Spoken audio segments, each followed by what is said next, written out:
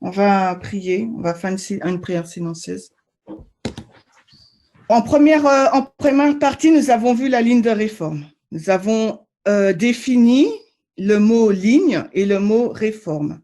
Et nous avons vu que la ligne de réforme, même si ce n'est pas une expression biblique ou qui se trouve dans l'esprit de prophétie, mais en appliquant la méthodologie ligne sur ligne, les 14 règles de Miller et notamment la règle numéro 5 avec laquelle nous avons travaillé, nous avons pu comprendre l'importance d'une ligne de réforme et pourquoi il est vital, c'est une question de vie ou de mort, la raison pour laquelle il est vital pour chacun d'entre nous de comprendre que Dieu est en train de passer d'une dispensation à une autre. Il est en train de passer de l'église de Laodicée à l'église d'Éphèse.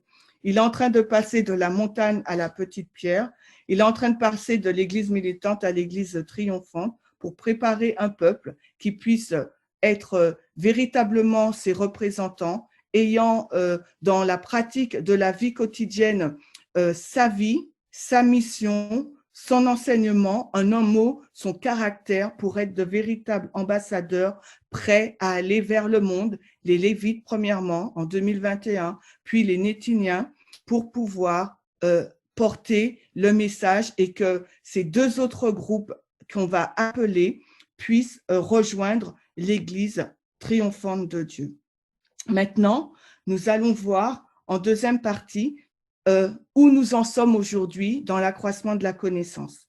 Nous savons donc Ellen White nous a donné le modèle de la ligne de réforme que l'on tire dans la grande controverse dans les chapitres 38 et 39. Elle nous a donné donc le temps de la fin 1844, LD, FTG, seconde venue. Et nous, par une construction avec Daniel 11, 40, nous avons pu identifier les deux premières balises pour notre génération, 1989, 11 septembre, LD, et on garde les trois dernières qu'Ellen White nous a données, LD, FTG, seconde venue. Maintenant, de cette ligne qui est la ligne type, nous en faisons donc une fractale ou une copie ou bien une ombre. Et cette fractale devient notre ligne, la ligne des prêtres, qui a le même début, mais qui n'a pas donc la même fin. Toujours 5 balises, 1989, 11 septembre, 2014, 2019, 2021. Toujours nos 4 dispensations que le jeune enfant nous a données tout à l'heure. Labourage, première pluie, pluie de l'arrière-saison, moisson. Labourage, première pluie, PAS, moisson. Cela ne change pas. Donc, parce qu'on a dit que la ligne de réforme, c'est toujours la signature, c'est la signature de Dieu. Donc, pour comprendre où nous en sommes dans l'accroissement de la connaissance, on va donc utiliser le schéma répétitif de la ligne de réforme. Et ce qui est excellent avec Dieu et remarquable, c'est que bien avant que nous passions dans cette nouvelle dispensation, celle-ci, d'accord ? Bien avant que nous passions dans la nouvelle dispensation, la dispensation de la moisson, il nous avait déjà dit à quoi nous attendre pour cette dispensation 2019-2021 grâce au schéma répétitif. On savait qu'en 2020, on aurait eu, donc je prends cette dispensation, ok, et je la mets là. Donc, on savait que dans cette dispensation de la moisson, nous aurions eu un accroissement de la connaissance, une formalisation du message et une porte fermée. Donc, on savait déjà, avant même, alors qu'on était là, on savait déjà ce qui nous attendrait pour la dispensation de 2019-2021. Nous savions que nous aurions eu cet accroissement de la connaissance en 2020. Alors, pour bien comprendre notre dispensation et pour bien comprendre l'accroissement de la connaissance, il nous faut avoir certaines bases, du moins de la façon dont moi je vais vous l'exposer, de la façon dont je le comprends et que je vais vous l'exposer. On va jongler avec 4 lignes de réforme. Donc, on va jongler avec la ligne de alpha de l'Israël moderne. On va, non, ça c'est oméga. On va girer avec la ligne oméga de l'Israël moderne. On va traiter avec la ligne oméga de l'Israël ancien, d'accord? Et on va voir la ligne des révolutions. Donc, il nous faut cette compréhension de ces 4 lignes que je suggère pour pouvoir, en fin de compte, relier les connaissances, toutes les connaissances que nous avons sur la ligne de réforme. La raison pour laquelle, en première partie, nous avons un peu révisé cette ligne de réforme, surtout son but et ce qu'elle doit produire en chacun d'entre nous. Donc, pour comprendre notre dispensation et l'accroissement de connaissances, de la connaissance dans lequel nous nous trouvons aujourd'hui, on va revisiter, mais non pas en détail, parce que vous pouvez imaginer qu'en 1h15, on n'aura pas le temps. Je vous donnerai donc la structure, les principes de ces 4 lignes. L'oméga de l'Israël ancien, l'alpha de l'Israël moderne, l'oméga de l'Israël moderne et la ligne des révolutions. D'accord? Sans entrer dans le détail. Mais bien sûr, comme vous le savez, comme nous dit Ézéchiel, ce sont les roues dans les roues. Et plus on regarde, au départ, ça semble compliqué parce qu'on met couche sur couche, mais plus on regarde, plus c'est harmonieux. Et j'espère qu'à la fin de cette présentation, ça sera harmonieux pour chacun d'entre nous. Donc, bien qu'on va se focaliser sur ces 4 premières lignes, nous, en plus de cela, on va rajouter des couches intermédiaires. On va rajouter le point du milieu, d'accord? Et on va rajouter la ligne interne des prêtres, si on a le temps, ok? Donc, on va rajouter donc le point du milieu et la ligne externe. OK? C'est pour ça que je vous ai dit qu'on a beaucoup de matériel à voir en 1h15 et que je ne souhaite pas trop prendre de questions. Comme vous le savez, il y aura la newsletter qui sera beaucoup plus explicative et ce qu'on n'aura pas eu le temps de voir ensemble, j'espère que les réponses pourront être trouvées dans cette newsletter qui sera prochainement publié où vous avez le matériel aussi disponible. OK? Donc maintenant, on va voir le schéma répétitif qui se trouve donc dans la ligne alpha de l'Israël ancien. Donc ce schéma répétitif, il a été construit il a été construit comment? Sur quoi on se base pour parler de ce schéma répétitif? On se base pour cela de 3 camps meetings principaux. Donc, je vais, avant de mettre ces 3 principaux camps meetings, je vais vous rappeler le 19 avril 1844, les Millérites ont fait face à un temps d'attente et à un premier désappointement. OK? Ensuite, ils avaient fixé la date du retour de Christ, donc le 18-19 avril 1844. Jésus n'étant pas revenu, il y a eu un temps d'attente que Ellen White et les pionniers s'accordent à dire de 6 mois littéraux. OK? Un temps d'attente de 6 mois. Ellen White et les pionniers s'accordent à dire que cette période a été comprise entre la première date qu'ils avaient fixée pour le retour de Christ, donc Miller, en 18-19 avril 1844, comprise entre le 19 avril jusqu'au 22 octobre 1844. Donc, entre ces deux dates-là, il y a eu un temps d'attente de 6 mois et il y a eu aussi l'annonce d'une nouvelle date. Donc, ça, c'est quelque chose que vous connaissez. Et la personne, le messager que Dieu a utilisé pour annoncer cette nouvelle date, c'est Samuel Snow. Et Samuel Snow, sur ses calculs de la fête, sur les fêtes juives, entre autres, et toujours basé sur les travaux de William Miller et de la prophétie de 2300 soirs et matins, il a commencé à présenter ses travaux. Premièrement, il les a publiés dans les revues, dans des revues, mais ensuite, il a été donc au tabernacle de Boston le 21 avril le 21 juillet 1844. Il a été au tabernacle de Boston. Le tabernacle de Boston, c'était une grande église qui pouvait contenir 3500 personnes.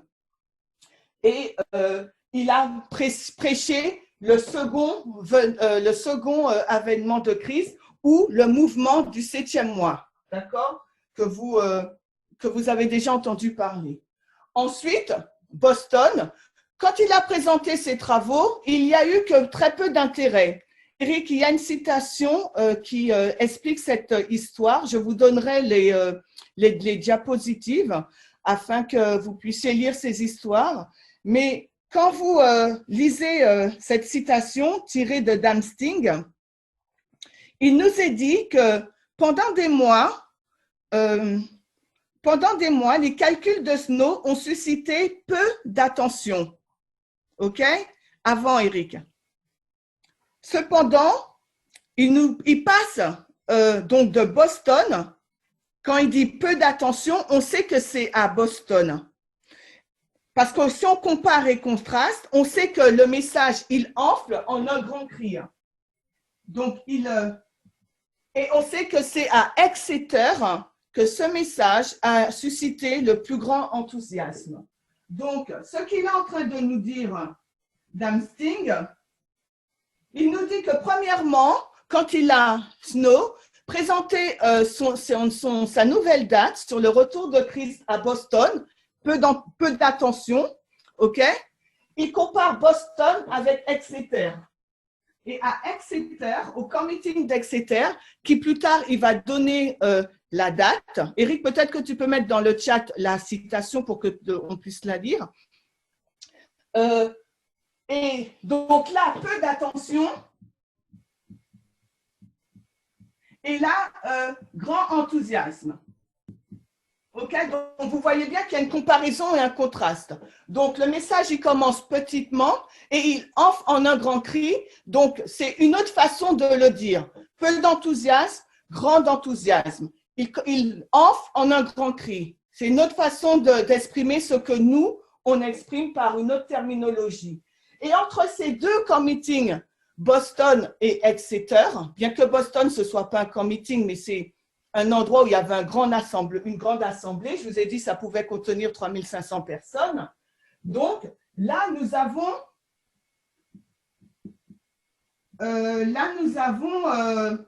Concorde. On va s'arrêter sur Concorde. Pas maintenant, qui s'est fait le 1er août 1844. OK? Donc, nous avons donc ce schéma répétitif. Il est basé sur ces 3 meetings où Samuel Snow a délivré donc son cri de minuit. Et on voit que à Boston, il y a eu peu d'enthousiasme. Concorde, ça a monté. Et Exeter, l'ensemble des Millerites ont accepté ce message. Et Storr, l'un des associés donc de Miller, vous lirez la citation, dit que pour lui, c'était le véritable cri de minuit. OK?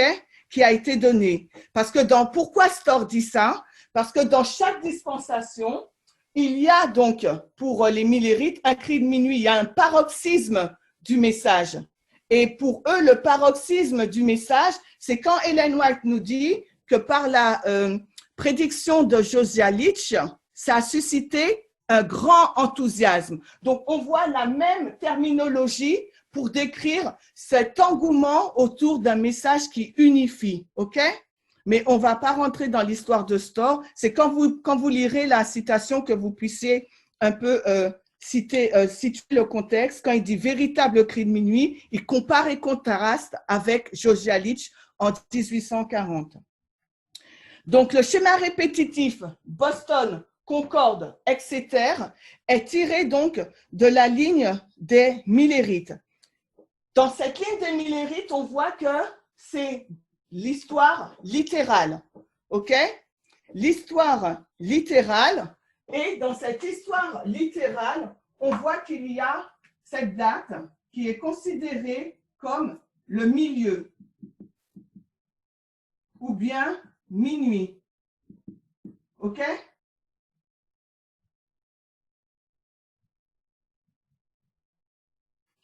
Le 21 juillet est considéré comme la date du milieu ou de mi-chemin. Donc, vous avez cette citation qui se trouve dans l'Esprit de prophétie où Ellen White dit à mi-chemin, à minuit, le message a été donné. Vous avez les citations aussi dans le PowerPoint. Donc maintenant, est-ce que dans chaque ligne de réforme, on va trouver cette notion de milieu? Donc, si on retourne dans notre ligne du haut, des 144 000, quelle serait donc la ligne du milieu pour les 144 000? On constate que ça ne peut être que celle-ci. Donc, la ligne du milieu représente la ligne de la loi du dimanche, qui s'aligne dans l'histoire des millérites. Ça serait cette balise du milieu qui serait donc le 21 juillet. Maintenant, nous, qu'est-ce qu'on fait avec cela? On va utiliser notre méthodologie qui nous dit donc, effectivement, même s'il y a un point du milieu, on sait que l'histoire des millérites, c'est l'histoire littérale. Quelle est la règle maintenant? Parce que nous ne sommes pas dans l'histoire littérale. Quelle règle on va appliquer pour savoir quel est notre point du milieu pour nous dans notre dispensation? J'ai mal fait mon tableau.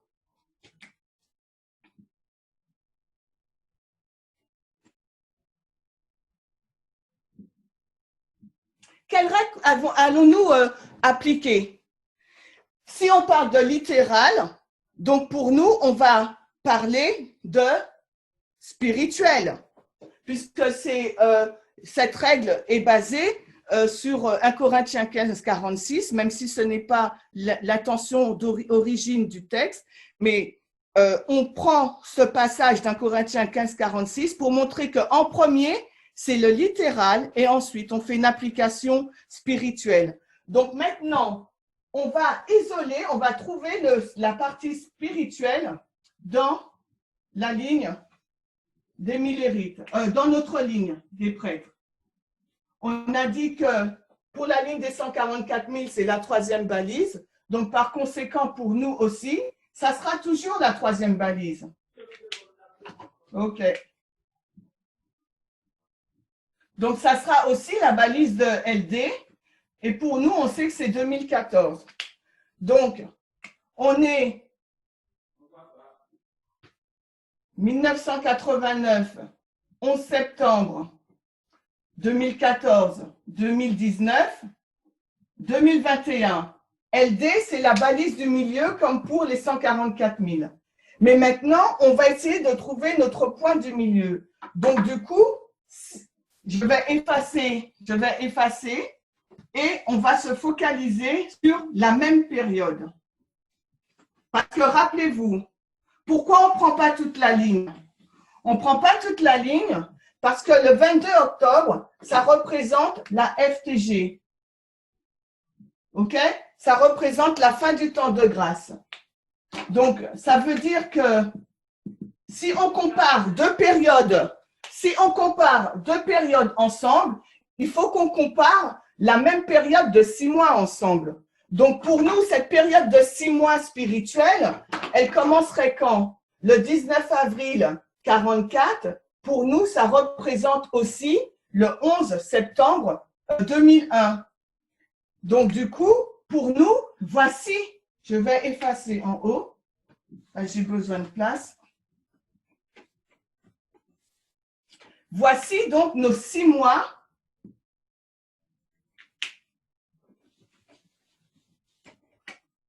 Voici nos 6 mois, mais non pas littéraux, mais ce sont nos 6 mois spirituels qui concordent avec l'histoire des Millérites.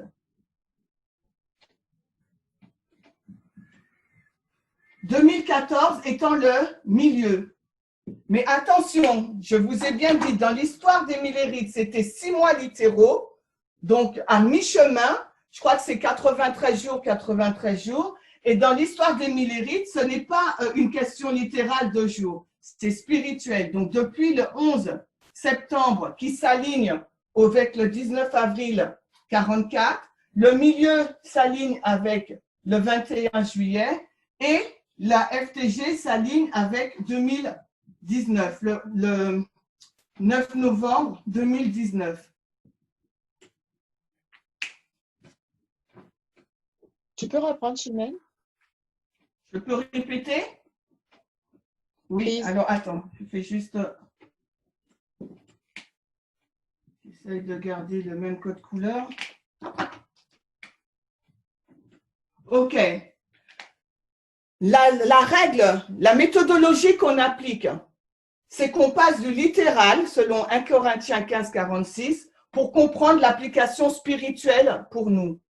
Ellen White nous dit que la période entre la première date et la deuxième date, pour fixer le retour du Christ, était une période de 6 mois, mais 6 mois littéraux. Donc, je crois que c'était 93 jours, 93 jours. Il fallait faut se rappeler. Et que c'est le 21 juillet, c'est la balise du milieu. C'est à mi-chemin, c'est à minuit. OK? Donc, maintenant, on voit les correspondances. Minuit représente quoi sur notre ligne? Sur la ligne des 144 000, le milieu, vous le voyez bien, 1, 2, 1, 2. Donc, le milieu, c'est la LD. Donc, dans notre ligne des prêtres que j'ai effacée, le milieu, c'est la troisième balise.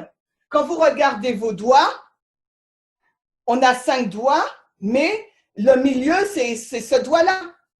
Donc, 1, 2 balises de chaque côté, mais le milieu, c'est celui-là. Donc, si la première balise, c'est TDF, 11 septembre, LD, FTG, seconde venue, donc forcément, la troisième balise, celle du milieu, c'est la LD. Mais dans notre dispensation, on ne va pas parler de littéral, on va parler de spirituel.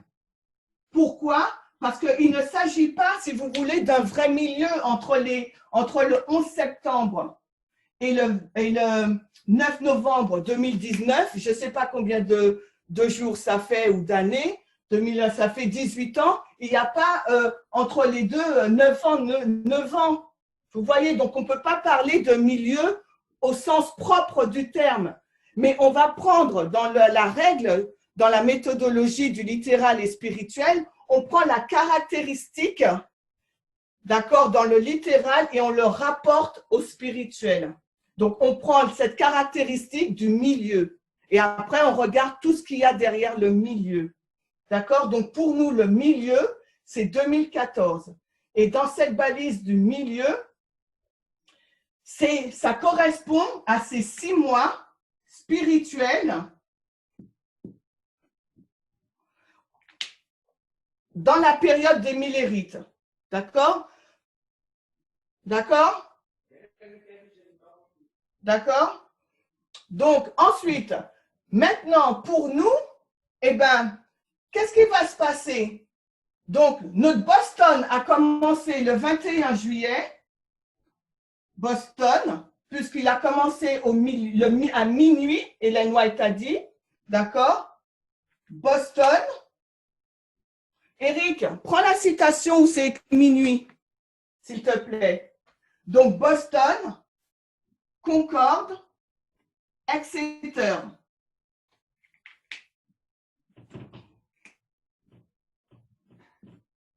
Test. Porte fermée. OK? Donc, quand Snow est venu à Boston, son cri de minuit, c'était pour annoncer la FTG. C'était pour annoncer la destruction de la Terre. Donc, pour nous aussi, quand notre cri de minuit est venu, dans la période littérale, le spirituel, ça a gonflé lentement et pareil comme pour les millérites, ça a enflé en un grand cri. Et ça annonçait donc également, ça nous a donné une date sur notre FTG le 9 novembre 2019. Donc, on voit que ça a les mêmes caractéristiques. OK?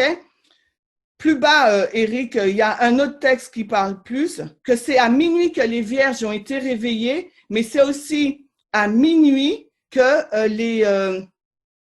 le message du cri de minuit, ce minuit stupide temps sombre serait autour du 20 juillet où Samuel Snow a donné son véritable cri au tabernacle de Boston. Donc, vous voyez qu'on part du littéral pour aller dans le spirituel pour nous. Donc, vous aurez les citations. Eric a trouvé déjà. Eric, tu as trouvé, c'est bon? Donc, maintenant, quand on est dans les points du milieu, les points du milieu nous permettent de relier cette histoire avec l'histoire dans laquelle nous nous trouvons, cette fameuse histoire de la Troisième Guerre mondiale. Ça nous permet d'aller aussi dans les révolutions. Et pour aller dans cette ligne de la révolution, on va utiliser des périodes prophétiques basées notamment sur les 2520. On va utiliser la période des 151 pour nous permettre d'arriver dans une autre, dans une révolution. Parce que tout est embriqué, tout est mélangé dans le message, tout est relié. On part du point du milieu et par le point du milieu, ça nous donne une ouverture sur ce que nous sommes en train de passer, toujours avec la même méthodologie, premièrement le littéral et ensuite le spirituel. Donc, les lignes de la révolution, qu'est-ce qu'elles vont nous apprendre? Ces lignes de la révolution, en partant du point du milieu, de notre point du milieu, d'accord? En partant de notre point du milieu, cette ligne va nous apprendre une révolution américaine. Et ensuite, de cette révolution américaine, nous pourrons faire encore du littéral et du spirituel pour comprendre ce qui se passe aujourd'hui dans notre dispensation.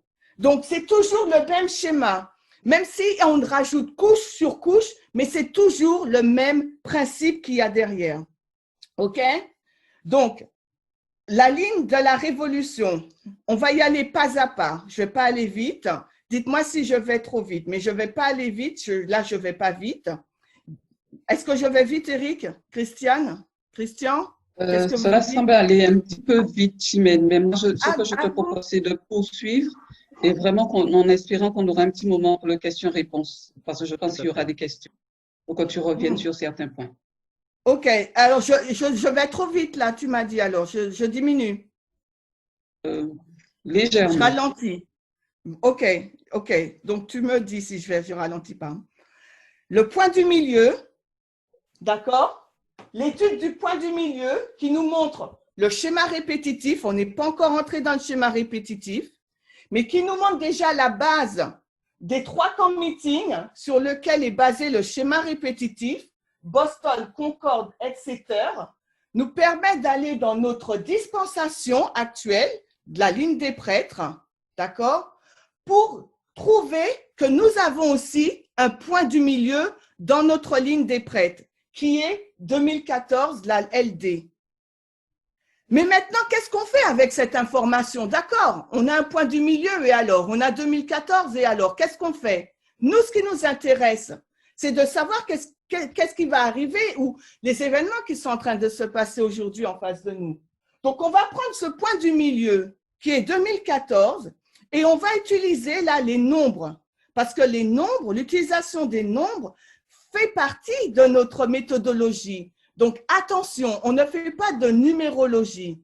On prend toujours la caractéristique associée au nombre pour comprendre ce qui se passe. OK? Donc, on va voir, en prenant la ligne, le nombre 151, issu des 2520, on va voir, en remontant 2014, qu'on arrive dans une période de révolution dans un autre point du milieu. On va voir aussi qu'il y a un gouvernement qui est en place et qui doit être renversé. Il y a un gouvernement en place, d'accord? Et ce gouvernement qui est en place, on veut le renverser. On va voir la mise en place d'un dictateur. On va voir qu'il y a également une période de préparation, d'accord? Pour entrer dans une contre-révolution. Cela va nous expliquer ce qui se passe aujourd'hui, mes amis. Ensuite, et on va voir que finalement, il y a un dictateur à la fin. OK? Donc, la ligne de la révolution va nous permettre d'englober tout cela et de mieux comprendre, d'avoir une vision plus claire. Donc, maintenant, on va faire l'exercice. Alors, on va prendre notre point du milieu, d'accord? Alors, mon tableau est petit. Est-ce que je peux effacer ça? Eric, Christian? On peut te dire oui, hein, si les autres Je peux effacer, sont mais OK. il faut le garder à Oui. l'esprit. Hein. En principe, j'ai besoin de tout, mais je vais voir si je peux le mettre en bas parce qu'il faut que vous le gardiez à l'esprit. Ça sera peut-être pas visible en bas, Philomène, si tu mets à gauche. Ah bon? Bon, ben alors j'efface. Hein. Ben tant pis, j'efface. Je vais scinder le tableau. J'efface tout. OK.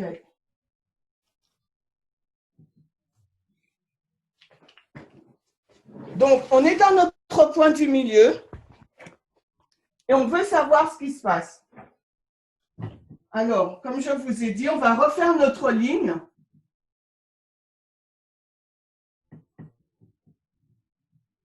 Mais attention, on ne fait que la ligne qui correspondait à Boston, Concorde, etc. ou qui correspondait du moins à ces 6 mois. 6 mois, OK? Donc, on commence à 2000. On commence au 2001. Je vais mettre en rouge ça. Et donc là, on est à 2019.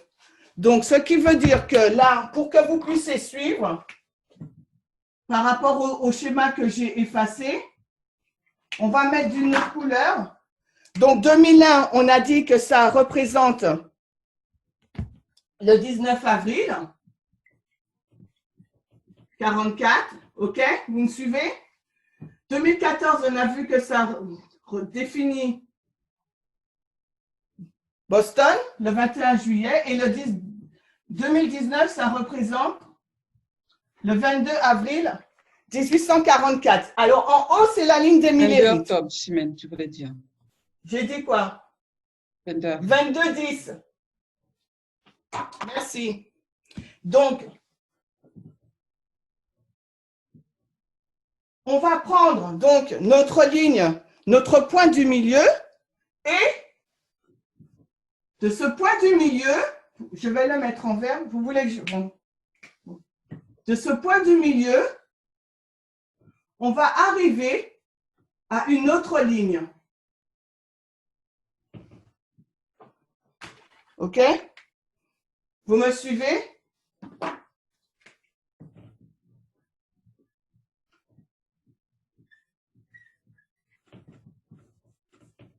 je vous ai dit qu'on allait appliquer l'un des chiffres, l'une des périodes des 2520, les 151 ans. 151. Le point du milieu, c'est 1863. Quel est le point de début et le point de fin? 1863, c'est quoi? C'est quel événement? On rentre directement dans la Révolution américaine. Vous voyez? Donc, la Révolution américaine ou bien la guerre civile, ce sont des termes interchangeables, a commencé en 1861 et c'est fini en 1865. Cette guerre qui avait pour but d'abolir l'esclavage a fini en 1865. Elle a fini, je ne me rappelle plus, en avril, je crois, oui, le 15 avril 1865. Elle a commencé en mars, elle a commencé en mars, je ne sais plus, en 1861. OK? Donc, dans cette période-là, on voit qu'on est dans la révolution américaine. Mais d'un point de vue littéral ou spirituel, est-ce qu'il y a vraiment eu une guerre littérale ou spirituelle? Elle était physique. Puisque qu'est-ce que les historiens disent par rapport à cette guerre civile? Elle a été beaucoup plus meurtrière que la guerre au Vietnam. OK? Et c'est la guerre qui a causé au moins 300 000 morts, je ne sais plus, aux États-Unis. 600 000, je crois. Et à l'époque, c'est énorme. Donc, c'était vraiment une guerre littérale. On est dans du littéral. Donc, en partant, je reprends ce qu'on a dit. On est parti de l'histoire des Millérites pour comprendre Boston, Concorde, Exeter. Pourquoi? Parce que Boston, Concorde, Exeter, c'est une autre appellation, on va y revenir tout à l'heure, pour dire TDF, AC, accroissement de la connaissance, formalisation du message, porte fermée. OK? Notre thème, c'est quoi? On s'est mis d'accord sur quel thème? Le thème de l'étude, je vous le rappelle, on s'est mis d'accord, c'est la ligne de réforme et l'accroissement de la connaissance. Donc, nous sommes dans notre thème, mais nous relions tout ensemble, plusieurs couches ensemble, pour avoir une vue globale du message. Parce que le message, ce n'est pas une étude à droite, une étude à gauche. C'est un ensemble d'études qu'il faut savoir relier pour avoir une histoire en fonction d'un thème. Et notre thème, nous, aujourd'hui, c'est l'accroissement de la connaissance. Donc, durant toute l'étude, c'est ce thème-là qu'on va suivre avec la ligne de réforme. Vous comprenez? Donc, Boston, Concorde, Exeter, on va là pour comprendre ce qui se passe dans notre dispensation à un niveau non pas littéral, mais spirituel, au niveau de Concorde, l'accroissement de la connaissance. C'est pour ça qu'on est retourné dans la première mention, l'origine littérale, l'histoire de l'alpha de l'Israël moderne, pour pouvoir comprendre l'oméga de l'Israël moderne, notre histoire. Cela nous a conduit, Boston, Concorde, Exeter, à la date du 21 juillet 1844, qui est le point du milieu, qui est Boston, le moment où le message enfle en un grand cri. OK? Une autre étude, les 2520, on va prendre les périodes, on va prendre cette période 151 qu'on va soustraire à 2014 et cela va nous emmener à un autre point du milieu, d'accord? Je vais vous écrire milieu pour que vous vous souvenez que c'est de ce qu'on parle. Un autre point du milieu ou minuit, on l'a vu dans la citation. qui nous amène directement dans l'étude des révolutions, la guerre civile américaine. D'accord? Mais qu'est-ce qu'on fait avec ça? C'est bien beau, c'est relié, il y a deux milieux. Qu'est-ce qu'on fait avec ça? Cela nous montre un autre schéma prophétique qu'il nous faut comprendre pour comprendre notre histoire aujourd'hui. Si dans le littéral, nous avons une révolution américaine ou une guerre civile américaine, dans le spirituel, qu'est-ce que ça veut dire? Dans le spirituel, ça veut dire que aussi on a la même chose depuis donc 2001 spirituel. On est dans du spirituel. Est-ce une guerre physique qui va faire 600 000 morts? Non, puisqu'on prend la caractéristique, et la caractéristique qu'on va prendre du littéral, c'est la guerre civile ou la révolution américaine. Donc, du coup, c'est 151 en haut. OK, good. Donc, du coup, maintenant, on va mettre une autre couche. Vous me suivez jusqu'ici? J'espère. Donc, guerre civile américaine, ça nous montre que dans notre période aussi, 2001, 2019 ou 2014 est un point du milieu, nous avons aussi une révolution américaine. OK? Qu'il nous faut pouvoir identifier aujourd'hui, puisqu'on est dans cette histoire-là. On est en 2020 maintenant. Mais cette révolution, est-ce qu'elle est finie? On va le voir. Donc, il faut savoir l'identifier et savoir quels sont les impacts pour nous et quels sont les enjeux pour les Lévites, les Nétiniens. Vous voyez? Donc, maintenant, la ligne de la révolution va mettre une autre couche. Elle va nous montrer non seulement qu'il y a une guerre civile qui s'était passée littéralement pour l'abolition de l'esclavage. Donc, l'abolition de l'esclavage, on est dans quel domaine là? On est dans l'égalité, on est dans la Constitution américaine, on est dans la Déclaration des droits d'indépendance. La Déclaration d'indépendance. On est dans toute cette histoire. Vous voyez?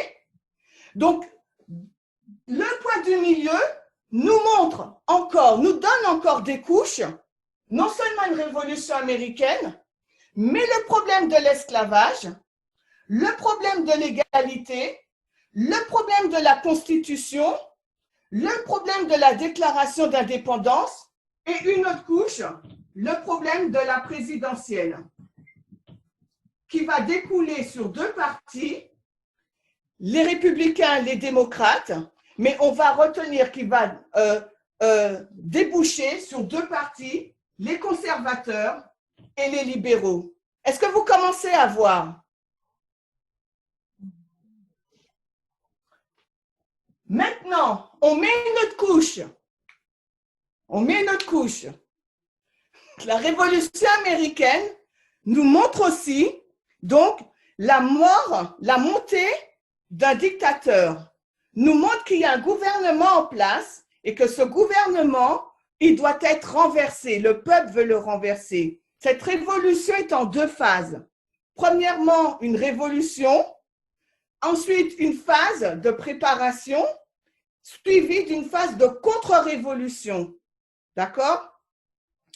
Donc maintenant, dans ce petit modèle que je vous ai mis, nous avons donc là, nous avons Abraham Lincoln qui est devenu président, d'accord? Et à la fin, là, nous avons sa mort. Si la ligne de la révolution nous montre la montée et la mort d'un dictateur, Maurice, c'est flou, c'est bon. Qu'est-ce que ça veut dire que Abraham Lincoln est? Quel est le statut dans la révolution américaine d'Abraham Lincoln? Ça veut dire qu'Abraham Lincoln est un dictateur. On va lire la citation. Donc là encore, ça nous montre qu'en 61, il y a la montée, l'élection d'un dictateur, et en 65, il y a la mort d'un dictateur. Et le poids du milieu, qu'est-ce qu'il nous montre? Le point du milieu, il va vraiment nous montrer, c'est les actions de ce dictateur, mais également une grande bataille qui a été un tournant pour cette guerre civile, la bataille de Gettysburg. Et c'est à ce moment-là que le Nord commence à prendre l'avantage sur le Sud. Et quand vous allez écouter les dernières vidéos de l'Ancien Test, elle nous explique que comme Abraham Lincoln, en 1862, avait fait une déclaration disant qu'il était enfin prêt là, il ne l'a pas dit en ces termes, mais je paraphrase, à abolir l'esclavage, parce qu'avant, il déclarait que lui, ce qui l'intéressait, c'était la consolidation de l'Union. Donc, l'Union aux États-Unis, ça comprenait les États du Nord et du Sud. Les États du Nord qui étaient industrialisés, les États du Sud qui étaient encore agricoles, et c'est eux qui avaient toute la main-d'œuvre noire, afro-américaine et les esclaves. Lui, ce qui l'intéressait, c'était la consolidation de cette union des États d'Amérique, mais non pas l'abolition de l'esclavage. Mais avec la guerre, il a changé et il a enfin, en 63 aussi, il a déclaré publiquement l'abolition de l'esclavage pour une partie des États du Sud, mais non pas les États frontaliers du Nord. C'est une autre histoire, c'est entre parenthèses. Mais cette ligne de la Révolution, ça nous montre donc, Eric, on va le lire, que Abraham Lincoln avait dans cette histoire-là le statut de dictateur. Tu prends la citation où on te montre qu'il a massacré les Indiens, etc., etc. Donc, quels sont les critères? Quels sont les critères d'un dictateur? Comment on identifie un dictateur? Donc, voilà, merci Eric. Pour identifier un dictateur, donc, un dictateur aura toujours sa police de garde. Il va toujours supprimer la presse parce qu'il faut qu'il maîtrise l'information. Il va essayer de supprimer les élections et il va aussi arrêter beaucoup de personnes. Et vous voyez la citation, Abraham Lincoln, ce sont quelques-unes des actions qu'il a faites durant cette période de la guerre civile.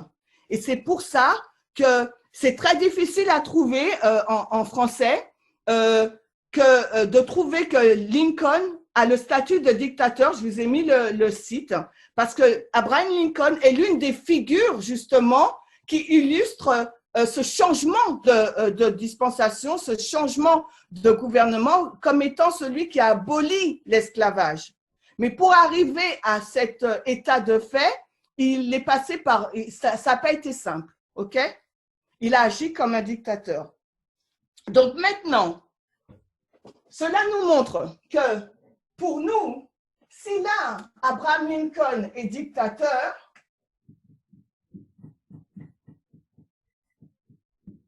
ça veut dire que dans le spirituel aussi, nous devons avoir aussi un homme qui a les mêmes caractéristiques d'un dictateur. Est-ce que vous me suivez? On est… La révolution, le point du milieu de 2014, nous a permis, avec les périodes prophétiques de 2520, en utilisant le nombre 151, d'arriver dans une révolution qui a eu lieu entre 1861 et 1865. 2014 moins 151 nous amène à la date de 1863, la date du milieu de cette guerre de 4 ans. La révolution américaine nous permet de voir plusieurs aspects, plusieurs choses. Donc, qu'on arrive dans une révolution, d'accord, littérale, cette guerre qui avait pour but l'abolition de l'esclavage, donc qui traitait de l'égalité, qui traitait en sous-thème aussi la Constitution, la déclaration d'indépendance, les élections présidentielles et les deux clans conservateurs libéraux. Mais surtout, le point principal de la ligne de la révolution, c'est pour nous montrer cette structure, qu'il y a donc un dictateur, un gouvernement qui est en place et qu'on doit donc le renverser. Et que donc ce dictateur, il va mourir et à la place, il y en aura un autre. OK? Ou, oui, il rentre dans une autre phase, si vous voulez. Donc, littéral, spirituel, cela nous permet de voir que le point du milieu nous montre que également, dans notre dispensation, parce que notre ligne du milieu commence de 2001 à 2019, en lien avec l'histoire des Millérites qu'on superpose le 19 avril 44 au 22 octobre 44, dans cette dispensation-là, également, pour nous, dans notre génération, nous sommes en pleine révolution américaine avec un dictateur, une personne qui a donc les caractéristiques d'un dictateur. Quel est-il? C'est Donald Trump, on va le voir plus tard, j'espère qu'on aura le temps. Donc, voici ce que nous montre la ligne de la révolution. Donc, pour établir une vérité dans la parole de Dieu, il nous faut donc deux témoins. Mais en raison du temps, on ne va pas prendre ce deuxième témoin. On a besoin donc d'un autre témoin. Et ça aurait été, on aurait pu prendre la ligne de la Révolution française. D'accord? Et on voit la même structure, mais en phase plus étayée. Donc, le point du milieu ne nous permet pas de voir toutes les phases. Mais je vais vous montrer, je le laisse au tableau, je vous montre les phases de la ligne de la Révolution qui se présente ainsi.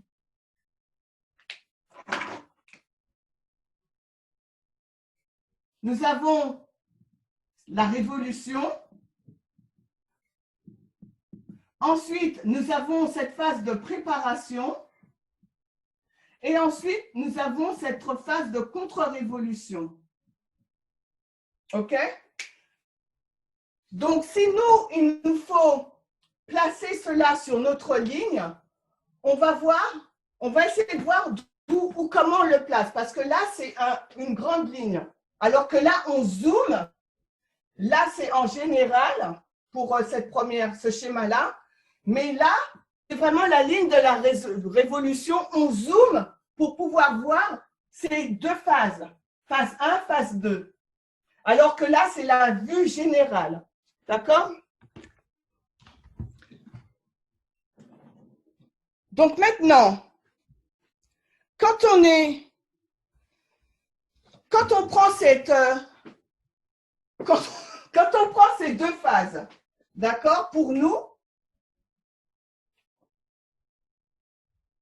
ça nous permettrait donc de voir que notre début, ça commence en 2001.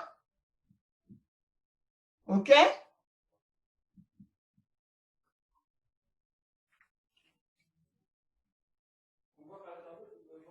Ensuite, elle se terminerait notre phase de révolution notre première phase en 2019. Oui, d'accord. Nous avons notre point du milieu, là, 2014. Là, nous aurons eu notre phase de préparation. Et la contre-révolution commencerait en 2020. Et comme la ligne des prêtres se finit en 2021, nous la ferions terminer là, pour nous.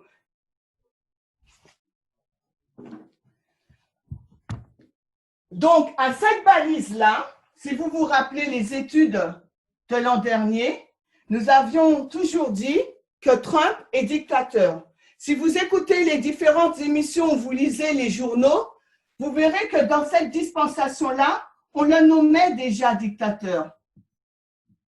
Vous avez déjà entendu ça, ce n'est pas que nous qui le disons. Il y a de cela 3 semaines, j'écoutais un débat télévisé et la journaliste a qualifié Trump de dictateur. OK? Donc, ce n'est pas un fait nouveau.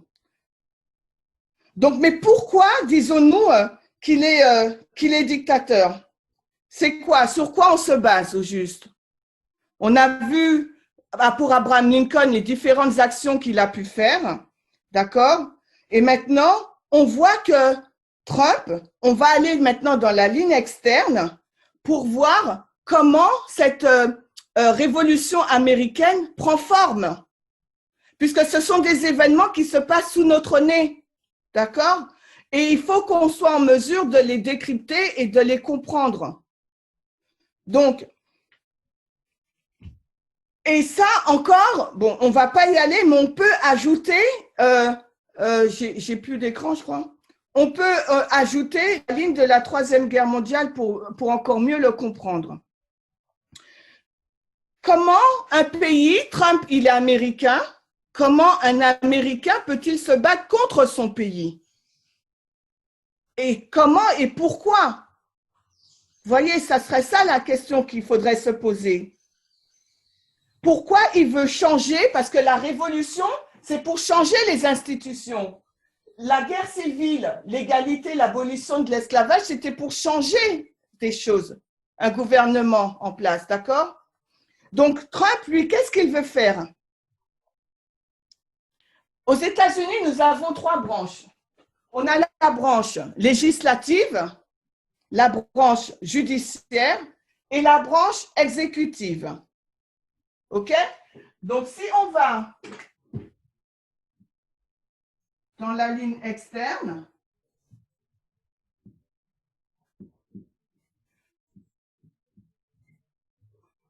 à chaque fois, ça vient en anglais, c'est embêtant.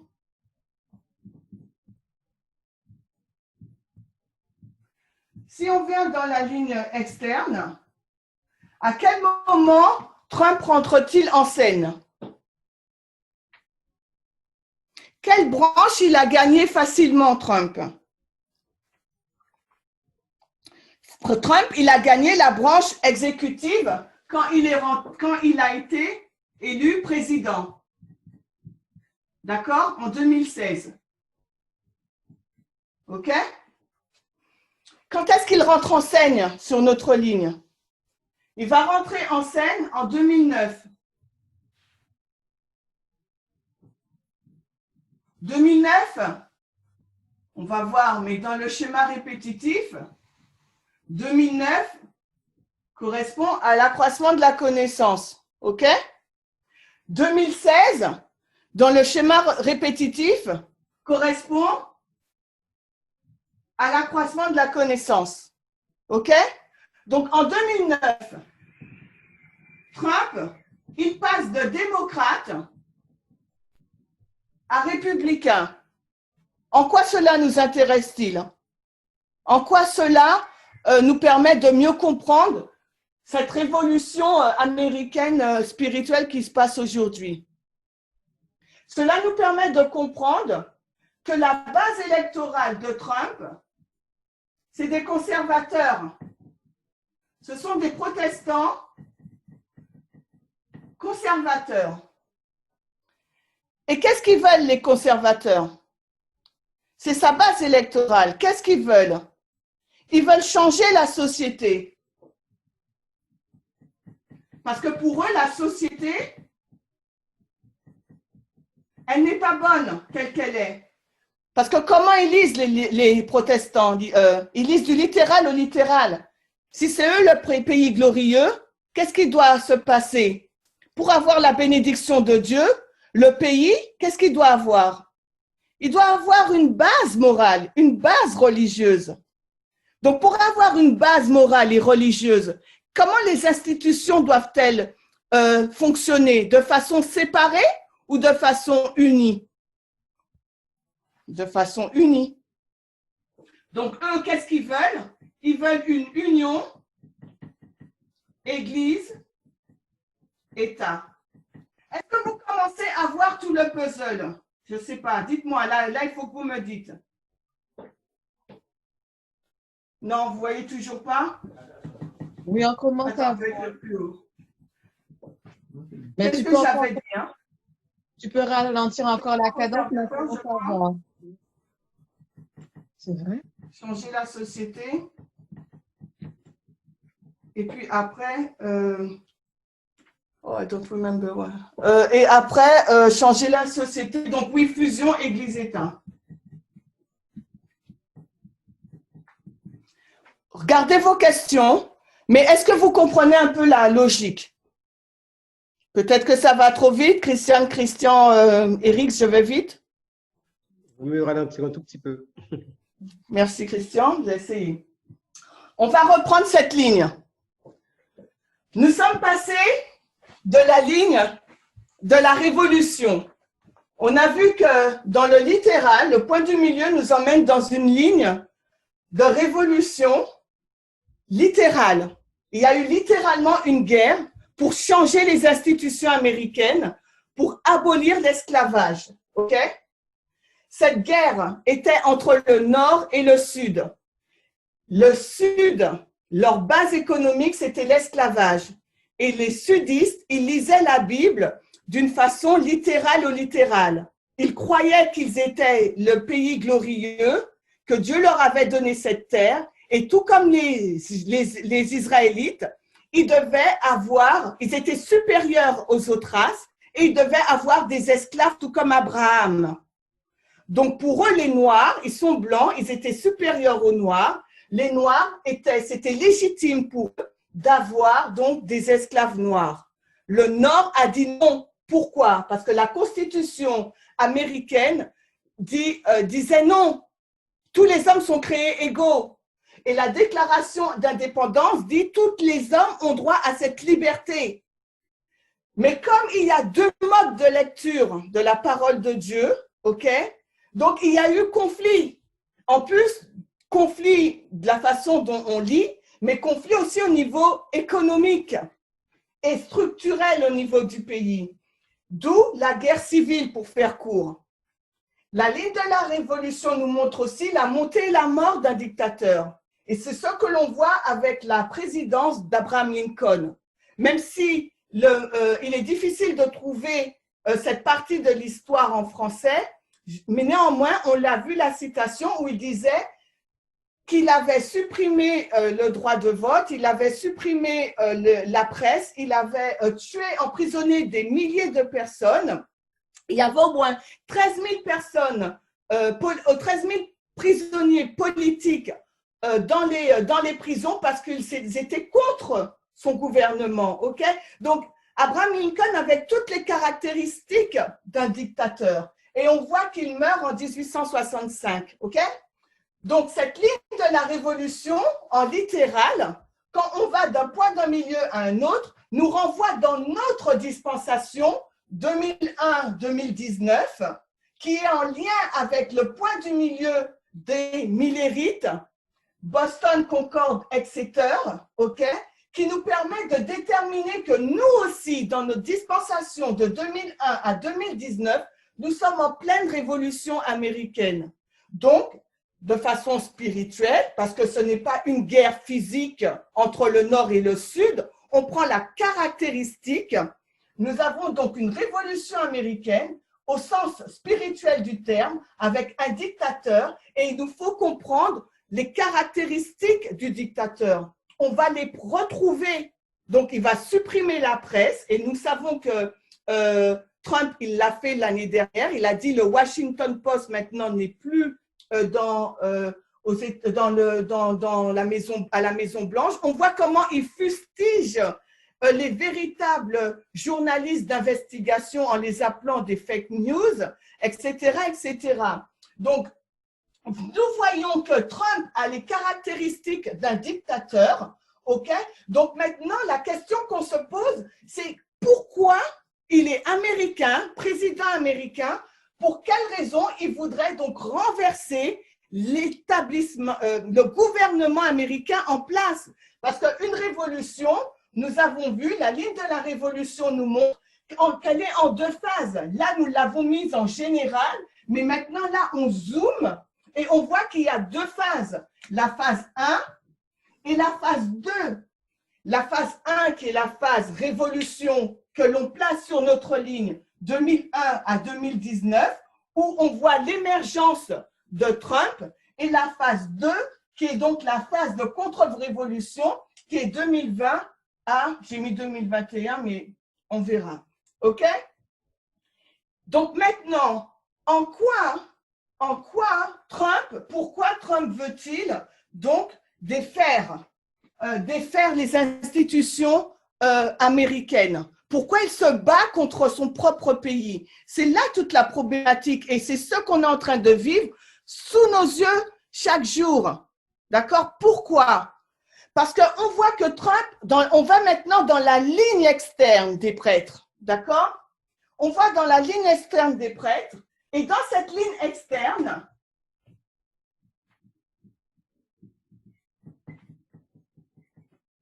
donc dans la ligne externe des prêtres, on voit que depuis 1989, ok, même avant, pour ceux qui ont suivi le camp meeting de l'an dernier avec Thabo, il a bien montré l'origine de la majorité morale.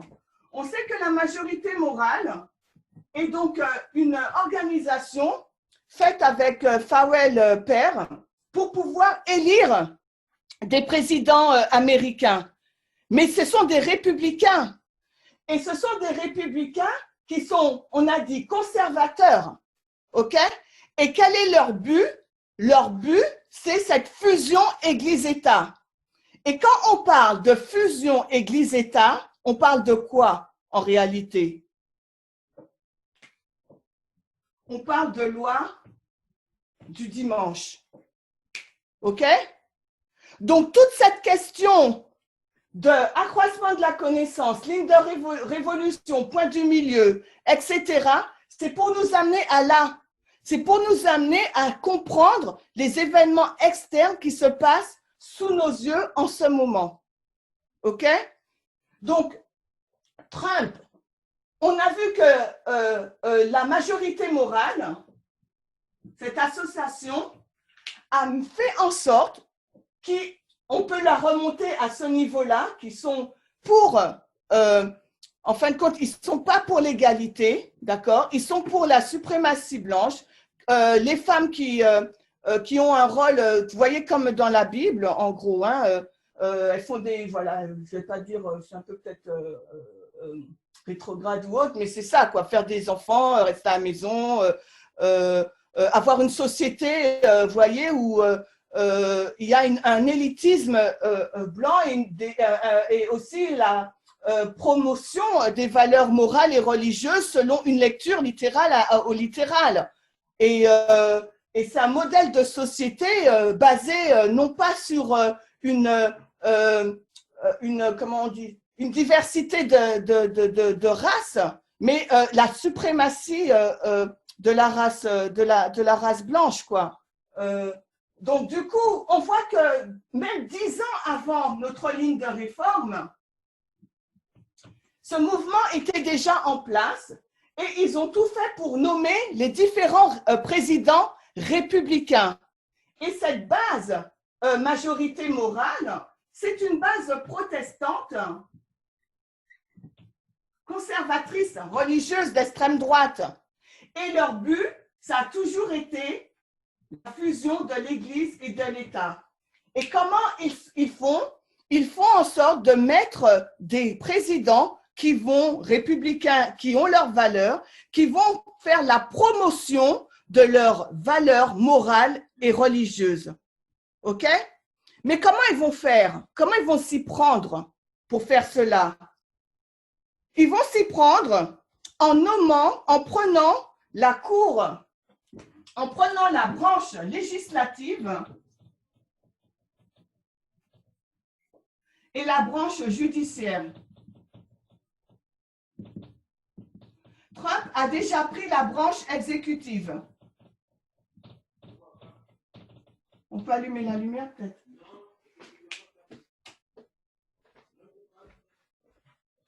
Donc, Trump, lui, il a déjà pris la branche exécutive en 2016. Maintenant, qu'est-ce qu'Ellen White nous dit dans La tragédie des siècles à la page 477? Ellen White, elle nous dit que la loi du dimanche, elle sera agitée dans le pays, mais elle sera aussi, c'est par les organes législatifs et judiciaires. Parce que c'est eux qui font les lois. C'est eux qui ont le pouvoir de changer. C'est eux qui ont le pouvoir de changer les institutions du pays. Vous comprenez? Et qu'est-ce qui se passe en ce moment? En 2014, quand Obama était à la présidence, Eric, je crois que j'ai un slide. Je ne suis pas trop sûre, mais regarde s'il te plaît. Quand Obama était à la présidence, à mi-mandat, il a perdu donc le Sénat. Et comme il a perdu le Sénat, ah non, je ne l'ai pas mise. Regarde plus bas. Et quand il a perdu, non, je ne l'ai pas mise. Je ne l'ai pas mis. Je l'ai pas mis. Donc, quand il a perdu le Sénat, ça veut dire que le Sénat est passé dans la main des républicains. Donc, quand lui, il voulait passer une loi en faveur de l'égalité, parce que c'est ça notre thème, hein? Quand il voulait passer une loi en faveur de l'égalité ou placer des juges qui ne sont pas conservateurs, c'était impossible parce que le Sénat le bloquait. Donc, les républicains le bloquaient. Donc, depuis 2014, les républicains, ils ont le Sénat depuis 2014. Donc, ce qu'ils font depuis 2014, ils sont en train de placer toute une génération de juges, mais des juges comment? Conservateurs. Et les juges conservateurs, ils sont pour quel système? L'égalité ou pour l'Église Union-État? Les juges conservateurs, ils sont pour qu'il y ait une Église Union-État pour que les personnes qui ont des valeurs morales et religieuses puissent être à la tête du gouvernement. Donc, si vous vous rappelez l'une des études de Tess, elle nous a parlé des 7 montagnes ou les ninjas, les moutons ninjas. Elle nous a parlé de la société fédéraliste. Trump travaille avec toutes ces personnes qui ont pour but de lui donner le nom des juges pour qu'ils puissent les mettre en place et changer le paysage législatif et judiciaire des États-Unis d'Amérique. Donc, du coup, pendant la présidence de Trump, il a déjà nommé 160 juges. Mais Obama, lui, n'a pas pu en nommer autant. Donc, ça veut dire que pendant plus d'une génération, puisqu'il nomme des jeunes juges qui restent là à vie, ils pourront, quand il y aura des cas judiciaires, les cas judiciaires ne pourront pas avoir droit de cause au niveau de l'égalité. Parce qu'ils ont une vision littérale de la parole de Dieu et ils ont un agenda qui est différent, qui est contre la Constitution, qui n'est pas pour l'égalité. Vous comprenez? Donc, il y a tout un aspect pour pouvoir mettre en place la loi du dimanche. Il faut que donc Trump arrive, et c'est pour ça qu'on dit qu'il est dictateur, il se bat contre son propre pays pour pouvoir mettre en place des juges au niveau législatif et judiciaire pour que ces juges-là puissent amender le premier amendement de la Constitution qui dit que le pays, les États-Unis, c'est un pays laïque, séculier, et qu'en aucun cas, il ne peut y avoir une fusion Église-État. L'Église n'a rien à faire dans les problèmes gouvernementaux ou civiques de l'État. Mais leur agenda, c'est de faire cette fusion Église-État. Et on remarque qu'à chaque fois qu'il y a une étape, une avancée, cela se fait à la balise de l'accroissement de la connaissance, ok, au niveau externe aussi, ok. Un fait qui s'est passé récemment, le 18 septembre, qui va nous parler à tous, Ruth Bader Ginsburg, la juge de 87 ans à la Cour suprême, c'est elle qui faisait l'équilibre entre les libéraux et les conservateurs. Qu'est-ce qui s'est passé? Malheureusement, elle voulait décéder, elle voulait tenir jusqu'à la nomination du prochain président. Elle est morte avant. Même à peine une semaine après, qu'est-ce que Trump a fait? Il a nommé notre juge. Est-ce qu'il a nommé une libérale? Non. Il a nommé une juge catholique conservatrice, qui est l'opposé, les médias ont dit, c'est l'opposé de Ruth Bader Ginsburg. OK? Ruth Bader Ginsburg, Maurice me dit. Anyway. So, on voit que la mise en place pour ce changement de l'institution même des États-Unis est en place déjà depuis notre temps de la fin, même avant. Trump n'est que l'outil de cette mouvance protestante conservatrice pour arriver à faire cette fusion Église-État. Et cette fusion Église-État, c'est l'une des caractéristiques de la loi du dimanche. Mais vous voyez bien que dans cette ligne, on ne parle pas de sabbat versus dimanche, on parle d'égalité. On parle d'immigration. C'est quoi leur programme? Si vous regardez leur programme, il n'y a pas sabbat dimanche. Ce qu'ils veulent mettre en place, c'est que l'Amérique retrouve sa grandeur et sa suprématie et que les minorités ne soient… Ils sont pas pour les minorités, ils ne sont pas pour l'immigration, ils ne sont pas pour la liberté des droits civiques ou autres. OK? Donc, c'est tout ce contexte-là qui nous permet de comprendre ce qui se passe aujourd'hui sous nos yeux et qu'on est vraiment en train de progresser vers la mise en place de la loi du dimanche. Non seulement cela se passe à l'accroissement de la connaissance dans la ligne externe, donc là, on va mettre qu'il a nommé en 2020 la remplaçante de Ruth Bader Ginsburg qui est Amy Coney, OK? Barrett. En 2019, qui est la loi du dimanche aussi pour les Lévites, il a nommé un juge aussi à la Cour suprême de 40 ans. Donc, et vous savez que les juges à la Cour suprême restent à vie. Un conservateur vraiment, si vous voyez son programme, c'est il n'y a rien pour les minorités. Il est contre l'immigration, l'avortement, les droits élémentaires, d'accord? Donc, on voit que Trump est en train de prendre la branche législative et judiciaire. OK? Donc, maintenant, qu'est-ce qu'on fait avec toutes ces informations? En quoi cela nous intéresse-t-il vraiment? Qu'est-ce que cela nous permet de comprendre par rapport à l'accroissement de la connaissance dans laquelle nous nous trouvons aujourd'hui est-ce en interne ou en externe? C'est quoi au juste cet accroissement de la connaissance? Alors, pour pouvoir le comprendre, je vais effacer ça, la ligne externe, OK? Je vais effacer ça.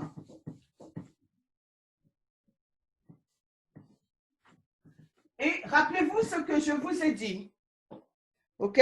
On va commencer là maintenant à mettre en place toutes les couches qu'on a vues.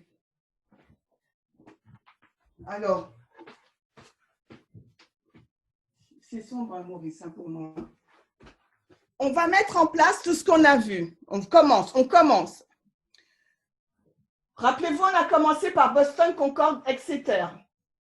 Autrement dit, porte fermée, temps de la fin, accroissement de la connaissance, formalisation du message, porte fermée. OK? Tiré des 3 camps meetings des Millérites. Maintenant, le schéma répétitif, comme on est la ligne, vous savez que la ligne, on peut la lire soit en progression, soit on la lit par dispensation. D'accord?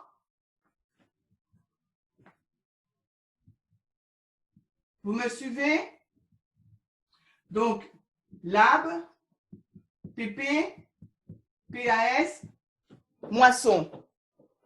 Lecture progressive, lecture par dispensation. OK? Ésaïe 46, 10. Donc, quand on lit par dispensation, c'est là qu'on va retrouver notre schéma répétitif, Boston, Concorde, Exeter, porte fermée. Donc, ça veut dire que on va tirer notre ligne de prêtre. Vous me suivez toujours ou je vais trop vite? Il me manque, ouais, bon, ok. Le schéma répétitif, Concorde, Exeter, porte fermée, dans chaque dispensation, ok? On sait que Boston, Concorde, Exeter, ça peut être TDF, AC, formalisation du message, porte fermée. C'est la même chose. Vous me suivez? Donc, ça veut dire que dans chaque dispensation, on va retrouver la même chose. C'est pour ça qu'en amont, dans la première partie, je vous disais que même si on était dans cette dispensation-là et que cette dispensation n'était pas encore finie, on savait déjà ce qui nous attendait ici. Parce que grâce au schéma répétitif, ok, on savait qu'on aurait eu un Boston, un Concorde, un Exeter et une porte fermée. Ou bien un TDF, un AC, une formalisation du message et une porte fermée. Donc, même quand on est là, on sait déjà ce qui nous attend là. Parce que Dieu fait toujours la même chose. Il ne veut pas nous prendre par surprise. Nous savons donc que dans chaque dispensation, il y a un test sur l'organisation et un test sur le message. Et je mets messager. Donc, répétition, élargissement, on sait qu'aussi que dans cette dispensation, on aurait eu la même chose.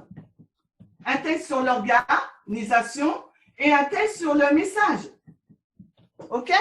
Même si on savait qu'il n'y aurait pas eu de nouveau message, ça aurait été une répétition, un élargissement. C'est toujours le message de l'égalité et l'accroissement de la connaissance par rapport à la LD sur la ligne des 144 000. Donc, on s'attendait à ça. On n'était pas surpris. On sait ce qui nous attend. OK? Mais maintenant, ce qu'il nous faut savoir, c'est quel est l'événement. Quel est l'événement et quand est-ce qu'il arrive? Mais on savait que l'accroissement de la connaissance, elle arrive en 2020. Parce que la fin de la ligne, c'est 2021. Donc, on savait que ça allait arriver en 2020, là, c'est. On est en 2020 en ce moment. Donc, comment on va savoir ça? Comment on va faire pour savoir quel est l'événement en externe qui représente l'accroissement de la connaissance concorde pour nous et l'événement en interne qui représente l'AC et concorde pour nous? Et bien là encore, on fait le littéral et le spirituel.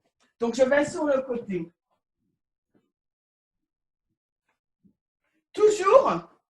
Toujours par rapport, première mention, concorde. On sait que on attend concorde ou l'accroissement de la connaissance. On va chercher qu'est-ce qui s'est passé à concorde. La première mention dans les lignes concorde, c'est où? Pour essayer de glaner des informations. À ce moment-là, donc on va dans la Bible déjà, 2 Corinthiens 6, 15, et nous dit quel accord a Christ avec Bélial. Donc en anglais, c'est quelle concorde, ok? Quel accord, quelle concorde a Dieu, a Christ avec Bélial. Donc si on reste sur la structure du verset de 2 Corinthiens 6, 15, ok? Quelle concorde Dieu Christ a avec Bélial, on comprend que concorde, ça veut dire être en accord, en harmonie avec quelqu'un. Donc, Paul est en train de nous dire quel accord, quelle harmonie Christ peut-il avoir avec Bélial. OK? Donc, on sait que concorde, une des caractéristiques de concorde, c'est l'harmonie. OK? Ou bien, on peut dire aussi unité. Vous me suivez? Maintenant, qu'est-ce qu'on peut faire? Pour ceux qui aiment la Strong, on peut aller dans la Strong pour vérifier, ok? Mais on peut aussi aller dans l'esprit de prophétie pour voir comment Ellen White définit aussi le mot concorde, pour savoir si on est bon. Donc du coup, on va remonter encore. On va dire, OK, là, concorde, ça veut dire harmonie. Est-ce qu'il y a eu quelque chose qui s'est passé par rapport à ça, à concorde? Oui. La réponse est oui. Et cette réponse est, comment on va faire? On sait que concorde, c'est 2020. D'accord? On sait que concorde, c'est 2020. Assez, concorde. On va prendre encore les périodes, les nombres prophétiques. 490, c'est une période prophétique. OK? Les 490 ans, Daniel 9, 24 à 27. OK? Mais on sait aussi que dans une période prophétique, on peut la scinder. Par exemple, on avait les 126 qu'on a scindés en deux, 63, 63. Pour les 490, on va faire la même chose. On va scinder pour avoir 245. Et quand on remonte à 245 ans, on tombe encore dans une révolution qui s'appelle Lexington et Concorde. D'accord? Qu'est-ce qui s'est passé à Concorde dans le littéral? Parce qu'il faut qu'on comprenne le littéral pour aller toujours dans le spirituel. Et pour aller dans le spirituel, on va prendre la caractéristique de concorde littérale.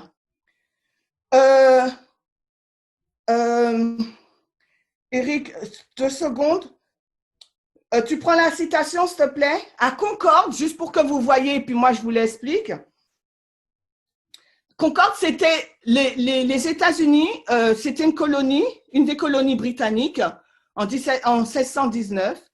Et ils ont voulu donc se libérer. On est toujours dans le cadre de la légalité, vous voyez. Ils veulent se libérer, avoir leur liberté par rapport aux Britanniques. Ils leur demandent d'avoir une voix au niveau de leur parlement. Les Britanniques, ils refusent. Donc, du coup, les Britanniques, eux, ils vont aussi leur donner, les taxer encore plus. Et donc, le peuple, quand il est opprimé, il se révolte. Donc, le peuple s'est révolté. Donc, l'Empire britannique a envoyé donc une troupe pour pouvoir les dissuader. Mais le 19 avril 75, qu'est-ce qui s'est passé? On nous dit que, en gras, alors que les troupes se faisaient face, mais sans qu'il y ait d'affrontement, il y a eu un premier coup de feu, dit-on, par les troupes anglaises et entendu, raconte la légende, par la terre entière, et c'est ce qui a démarré la guerre. Donc, en 1775, un coup de feu a été tiré qui a retenti d'une façon mondiale. Donc, c'est ça le littéral, OK? Coup de feu, retentissement mondial.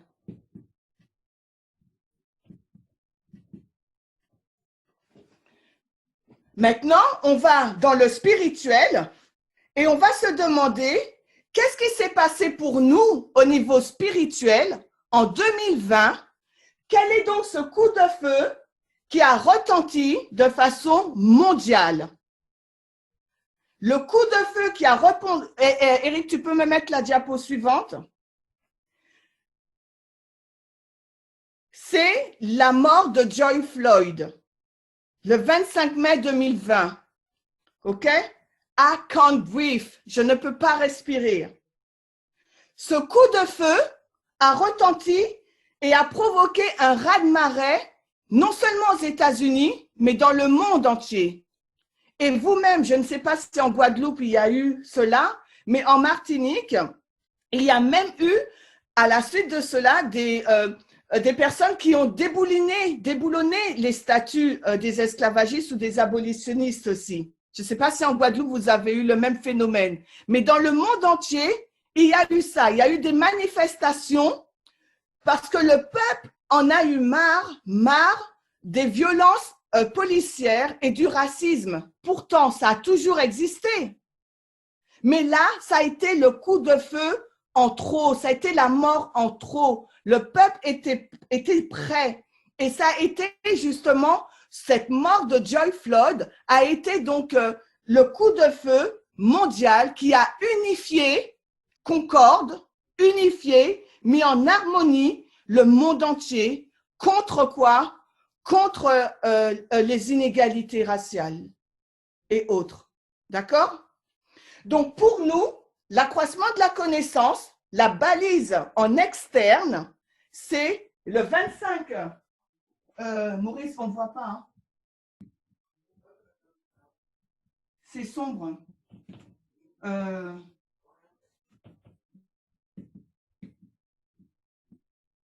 I can't breathe.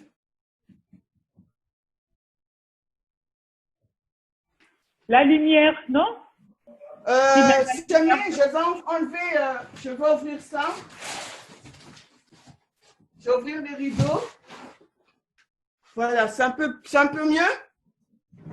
Oui, c'est un petit peu Donc, mieux. Oui, c'est mieux. Alors, je vais reprendre ce point-là.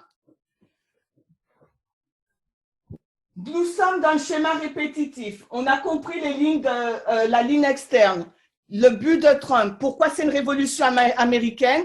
Parce qu'il veut renverser les institutions en place en prenant non seulement le contrôle exécutif, mais la branche législative et judiciaire. Parce que Ellen White nous dit dans la grande controverse que la loi du dimanche, en fin de compte, la nation parle à travers les branches judiciaires et législatives. OK? Donc, on sait que leur but, les protestants conservateurs, qui sont la base électorale de Trump, veulent une union, veulent amender, veulent enlever ce premier amendement depuis 1863, c'est leur but, ça n'a pas changé, d'enlever, de supprimer ce premier amendement et que les États-Unis soient considérés comme une nation, un pays chrétien avec une religion chrétienne. D'accord? Et ils ont toutes leurs valeurs morales et religieuses qu'ils veulent mettre en place en plaçant des personnes à la tête du pays qui pourront faire la promotion et la mise en place de leurs valeurs morales et religieuses. Tout comme prier dans les écoles, mettre vous voyez, tout ce qui se passe aux États-Unis qu'on lit. OK? Donc, c'est cet agenda qu'ils veulent mettre en place et pour cela, ils ont élu Donald Trump pour qu'il puisse agir en leur faveur. Donc, cette révolution-là, c'est, en fin de compte, cette entité qui veut renverser l'équilibre de la nation, la séparation Église-État. Ils veulent la renverser pour faire une fusion Église-État. Et sous-jacent, il y a cette question de l'égalité qu'ils veulent aussi enlever. OK? Parce que c'est dans la Constitution américaine et dans la Déclaration des droits d'indépendance. Donc, tout cela, c'est lié. Et nous savons qu'en 2018, avec l'arrivée du cré de minuit, Dieu a introduit le test de l'égalité à la fois pour les prêtres, les lévites et les nétiniens pour que justement nous puissions faire cette transition de conservateur social au libéralisme social. Donc maintenant, Boston, Concorde, etc., qu'est-ce que ça a à voir dans tout cela? Ça a à voir que c'est l'accroissement de la connaissance. Et comme nous sommes dans la dernière dispensation sur la ligne des prêtres 2019-2021, le schéma répétitif nous montrait qu'il y aurait eu un Boston, Concorde, etc., porte fermée entre 2019 et 2021. Boston, Concorde, etc., porte fermée, autrement dit, c'est un TDF, accroissement de la connaissance, formalisation du message, porte fermée. OK? Donc, on sait que dans cette dispensation en interne doit arriver le test de l'organisation et un message, OK, qui sera répété et élargi. Mais on sait aussi que la ligne de réforme, il y a une ligne interne et une ligne externe. Pour le moment, on a identifié la balise externe de l'accroissement de la connaissance. OK? Et on a dit, pour l'identifier, on a utilisé encore les périodes prophétiques qu'on utilise dans le mouvement, 490, mais on l'a divisé en deux, 245, et ça nous a amené à la première mention du mot concorde. Et on trouve encore qu'on est dans une révolution américaine. à Lexington, c'était une révolution américaine pour que les colonies américaines puissent sortir du giron de l'Empire britannique. Ils se sont révoltés. Et qu'est-ce qui a commencé cette révolution américaine? C'est à Lexington Concorde, Concorde Harmonie. Ça veut dire, dans le littéral, qu'il y a eu un coup de feu qui a retenti mondialement et la révolution a commencé. Ça, c'est le littéral. Donc maintenant, dans le spirituel, qu'est-ce qui s'est passé? Est-ce qu'il y a eu un coup de feu littéral? Non. Il y a eu un « I can't breathe ». Et ce cri a retenti de façon mondiale. Tout le monde l'a entendu et il s'est embrasé en un raz-de-marée. Et les gens ont dit stop, stop aux inégalités. Et le mouvement Black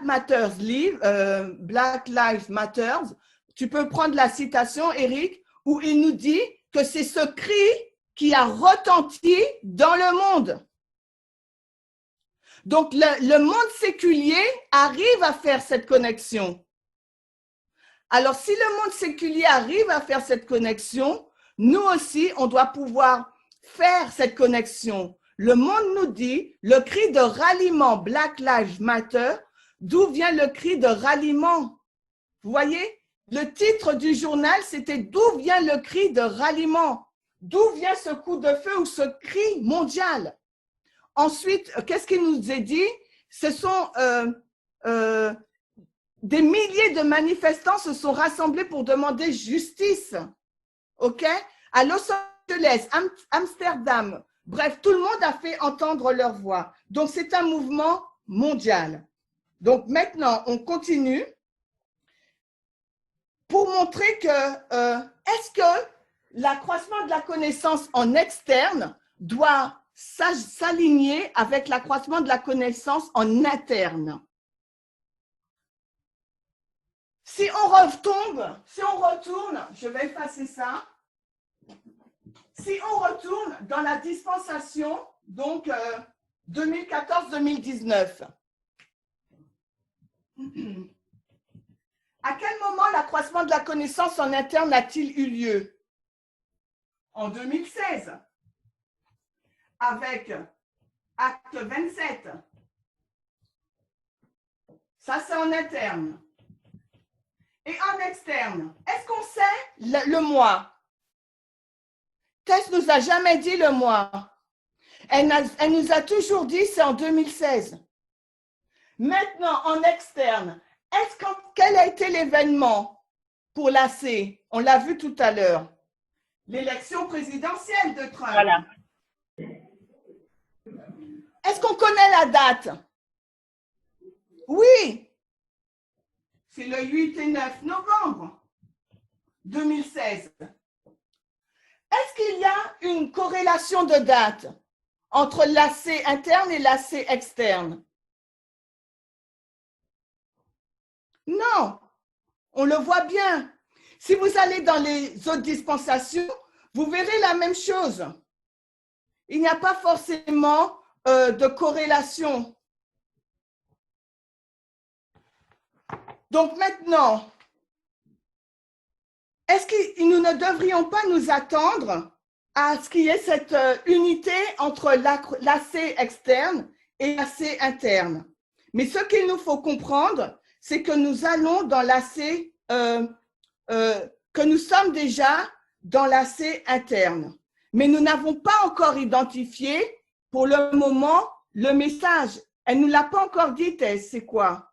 Mais pourtant, elle nous a dit qu'on est à la fin des 40 jours. C'est fini. Puisque là, elle nous dit que avec la ligne de Christ, l'expérience de Christ et l'expérience des disciples, il y a 40 jours là dans le désert. L'ange vient lui donner du pain. OK? Il y a le baptême. Après, il y a Cana. Donc là, c'est la C. Formalisation. Et là, il y a la première Cana. Purification du temple.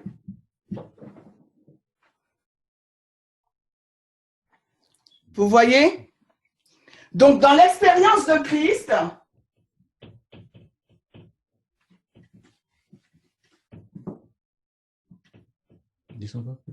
ok. Dans l'expérience de Christ en tant que prêtre,